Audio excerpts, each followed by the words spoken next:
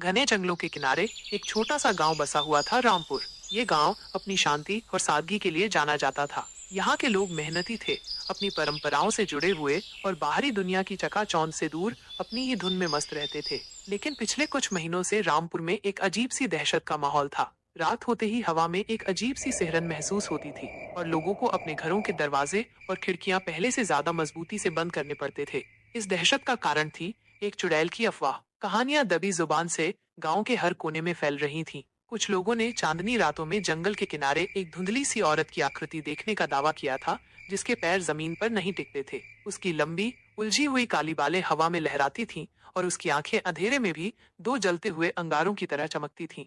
लेकिन इस चुड़ैल की कहानियों में एक अजीब मोड़ तब आया जब लोगों ने जंगल के आसपास अजीबोगरीब चीजें देखना शुरू कर दिया। कभी किसी पेड़ की डाली पर एक रेशमी दुपट्टा लटका हुआ मिलता, तो कभी किसी झाड़ी के पीछे एक चमकता हुआ कंगन। किसी को पुरानी हवेली के खंडहरों में एक कीमती नक्काशीदार जूता दिखाई देता, तो किसी को नदी के किनारे एक रंगीन ओढ़नी बहती हुई मिलती। ये चीजें गांव के लोगों की साधारण जीवन शैली से बिल्कुल अलग थीं। ये चीजें शहर की अमीरी और फैशन की दुनिया से ताल्लुक रखती थीं।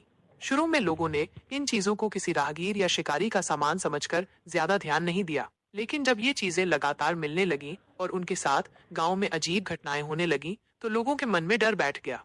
रात में कुत्तों का बेवजह भौंकना, हवा में किसी के फुसफुसाने की आवाजें आना और कभी कभी घरों के दरवाजों पर अनजान खरोंचे पड़ना, ये सब मिलकर गांव में एक अनजाना खौफ पैदा कर रहे थे। सबसे ज्यादा डर उस बूढ़ी औरत को लगता था जिसका नाम राम प्यारी था। राम प्यारी ने अपनी जवानी में कई अजीबोगरीब कहानियां सुनी थीं और उसे चुड़ैलों के बारे में बहुत कुछ पता था। उसने गांव के लोगों को बताया कि ये जो अजीब फैशन की चीजें मिल रही हैं, ये किसी आम भूत या प्रेत का काम नहीं है। ये जरूर किसी चुड़ैल का काम है और ये चुड़ैल कुछ खास है। राम प्यारी ने बताया कि कुछ चुड़ैलें जिंदा इंसानों की तरह ही शौक रखती हैं। उन्हें सुंदर कपड़ों, गहनों और दूसरी फैशनेबल चीजों का शौक होता है। हो सकता है कि ये चुड़ैल भी ऐसी ही हो, लेकिन चुड़ैल का शौक कभी भी मामूली नहीं होता। वो इन चीजों को हासिल करने के लिए किसी भी हद तक जा सकती है और अक्सर इसके पीछे किसी भयानक मकसद छिपा होता है। गांव के लोग राम प्यारी की बातों को सुनकर और भी डर गए। उन्होंने कभी नहीं सोचा था कि कोई चुड़ैल फैशन जैसी चीजों में दिलचस्पी ले सकती है। ये बात जितनी अजीब थी, उतनी ही डरावनी भी थी। धीरे धीरे गांव में मिलने वाली फैशनेबल चीजों की तादाद बढ़ने लगी। अब तो जंगल के रास्तों पर, खेतों की मेड़ों पर और यहाँ तक कि गांव के कुएं के पास भी अजीबोगरीब कपड़े और एक्सेसरीज दिखाई देने लगे थे। किसी को एक महंगा सा पर्स मिट्टी में दबा हुआ मिलता, तो किसी को एक डिजाइनर शॉल पेड़ की जड़ में फंसा हुआ। इन चीजों में एक अजीब आकर्षण था। वे देखने में बहुत सुंदर और कीमती लगती थीं, लेकिन उन्हें छूने में भी डर लगता था। लोगों को लगता था कि इन चीजों में उस चुड़ैल की बुरी नजर लगी हुई है, इसलिए कोई भी उन्हें उठाने की हिम्मत नहीं करता था। वे बस दूर से उन्हें देखते और डरते रहते थे।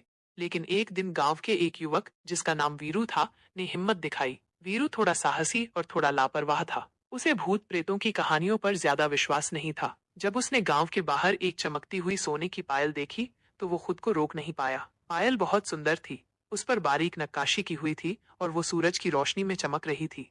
वीरू ने आसपास देखा, कोई नहीं था। उसने झट से पायल उठाई और उसे अपनी जेब में रख लिया। गांव वापस आकर उसने पायल अपनी माँ को दिखाई। पायल देखकर उसकी माँ डर गई। उसने वीरू को तुरंत पायल वापस जंगल में फेंक आने को कहा, लेकिन वीरू ने उसकी बात नहीं मानी। उसे पायल बहुत पसंद आई थी और वो उसे बेचकर कुछ पैसे कमाना चाहता था। उस रात वीरू के घर में अजीबोगरीब घटनाएं होने लगी। दरवाजे अपने आप खुलने और बंद होने लगे। हवा में ठंडी सिहरन महसूस हुई और उसे ऐसा लगा जैसे कोई उसके आसपास घूम रहा है। वीरू डर गया, लेकिन उसने अपनी माँ को कुछ नहीं बताया। उसे लगा कि ये सब उसकी कल्पना है। अगली सुबह वीरू जब उठा, तो उसने देखा कि उसकी पायल गायब थी। उसने पूरे घर में उसे ढूंढा, लेकिन वो कहीं नहीं मिली। वो परेशान हो गया। उसे अब थोड़ा डर भी लगने लगा था। उसी दिन गांव में एक और अजीब घटना हुई। गांव की एक लड़की, जिसका नाम रूपा था, जंगल में लकड़ियां लेने गई थी। जब वो वापस आ रही थी, तो उसे रास्ते में एक सुंदर सा रेशमी गाउन पड़ा हुआ मिला। गाउन बहुत महंगा लग रहा था और उस पर जरी का काम किया हुआ था। रूपा उस गाउन की सुंदरता पर मोहित हो गई। उसने आसपास देखा और जब उसे कोई नहीं दिखा, तो उसने गाउन उठा लिया और उसे अपने घर ले आई। रूपा ने गाउन अपनी सहेलियों को दिखाया। सभी उस गाउन की तारीफ कर रही थीं। रूपा बहुत खुश थी। उसने सोचा कि वो इस गाउन को पहनकर गांव के मेले में जाएगी। लेकिन उस रात रूपा के साथ भी अजीब घटनाएं होने लगी। उसे सपने में एक भयानक औरत दिखाई दी, जिसके लंबे बाल थे और जिसकी आंखें लाल थीं। वो औरत रूपा से उसका गाउन वापस मांग रही थी। रूपा डरकर उठ बैठी। उसे पसीना आ रहा था। अगली सुबह रूपा ने फैसला किया कि वो उस गाउन को वापस जंगल में वहीं छोड़ आएगी जहाँ उसे मिला था। वो गाउन लेकर जंगल की तरफ चल दी, लेकिन रास्ते में उसे एक और सुंदर चीज दिखाई दी, एक मोतियों का हार। हार इतना सुंदर था कि रूपा खुद को रोक नहीं पाई और उसने गाउन के साथ साथ हार भी उठा लिया। घर आकर उसने गाउन और हार दोनों को एक संदूक में बंद कर दिया। उस रात उसे और भी भयानक सपने आए। उसे ऐसा लगा जैसे कोई उसका गला दबा रहा है। वो चीखना चाहती थी, लेकिन उसकी आवाज नहीं निकल रही थी। अगले दिन रूपा बीमार पड़ गई।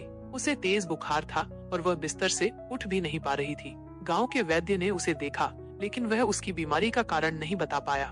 गांव में अब दहशत और भी बढ़ गई थी। वीरू की पायल गायब हो गई थी और रूपा बीमार पड़ गई थी। लोगों को यकीन हो गया था कि ये सब उस चुड़ैल का काम है जो फैशन की शौकीन है। राम प्यारी ने गांव के लोगों को इकट्ठा किया और कहा कि हमें इस चुड़ैल के बारे में और जानना होगा। हमें ये पता लगाना होगा कि वो कौन है, वो यहाँ क्यों आई है और उसे इन फैशनेबल चीजों का क्या शौक है। कुछ साहसी युवक राम प्यारी के साथ जंगल में गए। उन्होंने उस जगह को ध्यान से देखा जहाँ लोगों को पहले फैशनेबल चीजें मिली थीं। उन्हें कुछ अजीब निशान दिखाई दिए, जैसे किसी के घिसटने के निशान। ये निशान जंगल के अंदर की तरफ जा रहे थे। युवक उन निशानों का पीछा करते हुए घने जंगल में और अंदर चले गए। चलते चलते उन्हें एक पुरानी खंडहर हो चुकी हवेली दिखाई दी। हवेली बहुत बड़ी थी और ऐसा लग रहा था जैसे कई सालों से यहाँ कोई नहीं आया हो। हवेली के चारों तरफ झाड़ियाँ और जंगली बेलें उगी हुई थीं। युवकों को हवेली के अंदर जाने में डर लग रहा था, लेकिन राम प्यारी ने उन्हें हिम्मत दी। वे धीरे धीरे हवेली के अंदर घुसे। अंदर अंधेरा था और हर तरफ धूल और मकड़ी के जाले थे। हवेली में एक अजीब सी बदबू आ रही थी, जैसे किसी सड़ी हुई चीज की बदबू। जब वे एक बड़े कमरे में पहुँचे तो उनकी आंखें फटी की फटी रह गईं। कमरे में हर तरफ फैशनेबल चीजें बिखरी पड़ी थीं। महंगे कपड़े, कीमती गहने, सुंदर जूते, रेशमी दुपट्टे, डिजाइनर पर्स, सब कुछ अस्त व्यस्त पड़ा हुआ था। ऐसा लग रहा था जैसे किसी ने बहुत जल्दी में सब कुछ यहाँ फेंक दिया हो। लेकिन इन सब चीजों